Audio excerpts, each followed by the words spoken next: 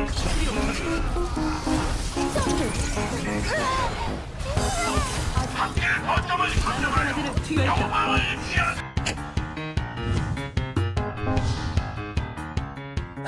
guys, this is Andrew and welcome back to the 16th episode of the Wednesday wInbox series, sort of like a mailbox series that I do every week, usually, I hope.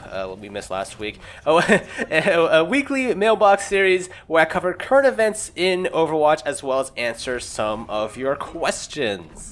So, there's a lot of new stuff going on in Overwatch right now. I mean, we got the new map, Oasis, out on the PTR, a shit ton of Symmetra changes, and we got competitive Season 3 well underway.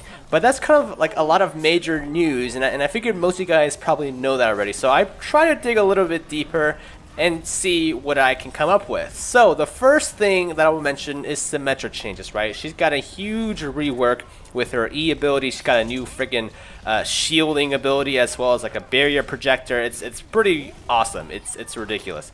Now, of course, everyone's really excited to see the new Symmetra changes on live servers, especially the console players out there. Poor you guys, because you guys don't get to see the nice, awesome PTR changes. But Jeff Kaplan did say, well, he didn't really say much, but 2 days ago he said we want to keep testing Symmetra on the PTR for a bit still. So this was in response to someone asking when she'll go live. It's an incredibly vague answer, but I kind of hope that they release it sooner rather than later, though I can see why they're holding back. I mean, these are pretty major changes, and if she gets released too soon without proper balancing, it could mess up Season 3 competitive meta. Typically, what we've seen in the past is PTR changes go live within like a couple weeks-ish, maybe 1 week if we're lucky. So I can see that these Symmetra changes will take a bit longer than usual to go live. The other thing that I want to mention today was how there's a subset of players out there that seem to be a little bit disappointed with the new in-map mechanics in Oasis, right? You have the moving cars and the jump pad. People are kind of expecting those features to be more in the forefront of the map. This post on the Blizzard forums kind of expressed how they want the jump pads to be more like in the middle of the map instead of off to the side, and same kind of goes to the cars. And the jump pad itself, I mean, it launches you straight up. It's not like a directional pad that shoots you in a particular direction. Nothing like what you would see in, I don't know, Borderlands, for example. Borderlands 2, for example. So, I mean, some players are kind of bored by this because they're thinking, all right, we could have just put in stairs or something. It's pretty tame. And that's just kind of the approach that the design team at Blizzard wanted to do. Jeff Kaplan even responded saying, good feedback, we did want to overdo things at first. We'll take the feedback into consideration with future jump pads and maps. Now, to me, I mean, implication-wise, I think this means that they're not going to be changing Oasis that much. I don't know. I mean, just the way he says future jump pads and maps, that kind of tells me that Oasis, the way it is, not going to be like switching around where the roads and cars go. It's pretty much going to be the same. This is just sort of their tiptoeing into newer, different mechanics. I guess for me, I'm personally fine with how the jump pad and where the cars are located are. Like, I guess I'm more enamored with how beautiful Oasis is.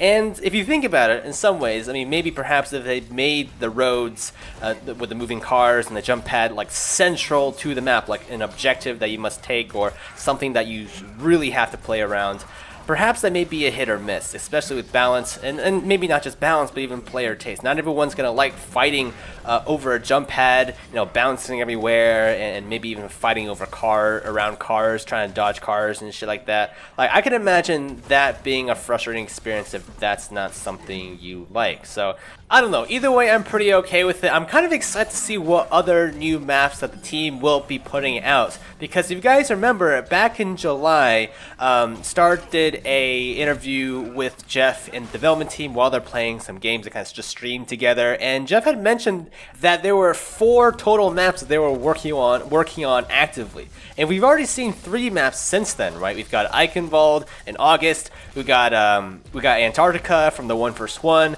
as well as Oasis. So that's 3 out of the 4.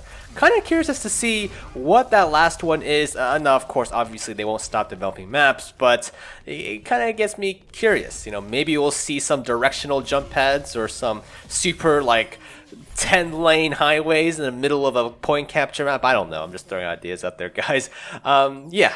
Anyways, let's move on to the questions section of this video. If you guys have any sort of questions you want me to answer for next week, be sure to leave them down in the comment section below. Just type Q&A in your question. You can ask me anything. It doesn't have to be about Overwatch. It can be about my personal life, though I may or may not answer those. And yeah, just fire away. All right, the first question is coming in from Earn S. And his question is, do you think Seagull is the best?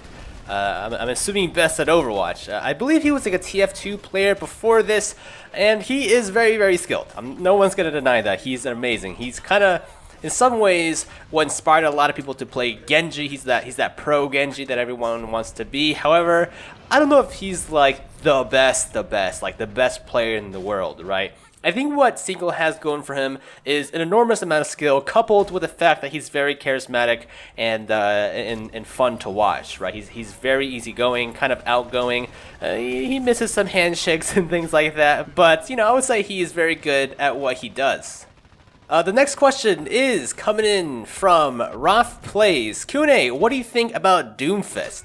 What do I think about Doomfist? I'm really excited, to be honest. Like, he is, I believe he was supposed to be like a throwaway name in the original Overwatch trailer, but he ended up being fleshed out to be this sort of mysterious character that Blizzard keeps hinting at. I made a whole video about him. If you guys haven't checked it out yet, I'll link it up here in the, well, down there in the description. I'll put up a link on the screen as well. So be sure to check out all the stuff that I know about Doomfist. It's kind of worth a watch, I would say. The next question is coming in from... I've already answered this question, Pan. I've already answered this. I'm not going to answer that. Hungry Bean asks, do you have any siblings? And if so, how old are they? I have a younger sister, and she is, I think she's like 3 or 4 years younger than me. I know, it depends on the month. Certain months she's 3 years younger than me, and certain months she's 4 years younger than me. But yeah, I got a younger sister. Audio Phoenix asks, what is your go-to food of choice? Oh man, this is a tough one. I love like anything with noodles, like pasta. It doesn't have to be Italian pasta. It could be like Japanese noodles, Chinese noodles, anything with mac and cheese. I'll take mac and cheese any day. Holy shit, I just love anything with noodles. Sushi is also great too. I'm kind of a weird mix between like pasta and sushi. Those are sort of the categories I like. So you can imagine I enjoy a lot of Japanese food. I absolutely love Japanese food. Colcast Varkin asks, why is your name Candy Roo? That's a really good question. I honestly don't know. It's a name I came up with many years ago, or maybe my ex-girlfriend came up with it. I don't even remember at this point. But either case, I was looking for a screen name that was like unique enough to the point where I can use it across multiple games and not have it taken. And for some reason, I want to say my ex-girlfriend called me Candy, because my name is Andrew, like Andy, so it became Candy. I don't know why my name is Candy, it just is. Holy shit, guys, I'm just realizing that you guys asked a bunch of questions, so I'll probably tackle these for next week as well. But the last one, we're just going to go for one last one here. Harry 10K. Smiley face. Q&A, Subway or McDonald's? Oh man, that's not even a contest, man. McDonald's. Why would you even ask me that? Subway. Alright, I'll eat Subway when I'm like really hungry. Like basically when I'm starving and there's nothing else to eat. McDonald's is fucking... I don't care what anyone else says. I'm sure it's unhealthy. Yes, I've seen the pictures of the pink goop. I don't care. McNuggets, I'm gonna eat it. Their breakfast menu, I'm gonna eat it, all of it. Yeah, the iced coffee's great. I like McDonald's. Don't eat it too much, kids. Okay, it's not good for you. It's not good for you. Don't be like me. Okay. Look what it's done to me. I make YouTube videos. But anyways, all right. Last question here. I'm sorry, I don't know your name, but Q&A. Why do you keep saying you're not gay when you're obviously gay for Lone Hawk? Dude, how dare you assume that Lone Hawk is a guy? Okay. Or actually, how dare you assume that both Lone Hawk and I are girls? Gosh. Jesus, you know Lone Hawk is a hermaphrodite, all right? You know he's a little sensitive, so gosh, you shouldn't be asking questions like this. But anyways, guys, I hope you all enjoyed this video. That's just about it for today. I'm gonna tackle more of these questions next week. There's a shit ton of them. I really do appreciate it. And hit that like button if you did enjoy this video. And until next time, I'll see you around.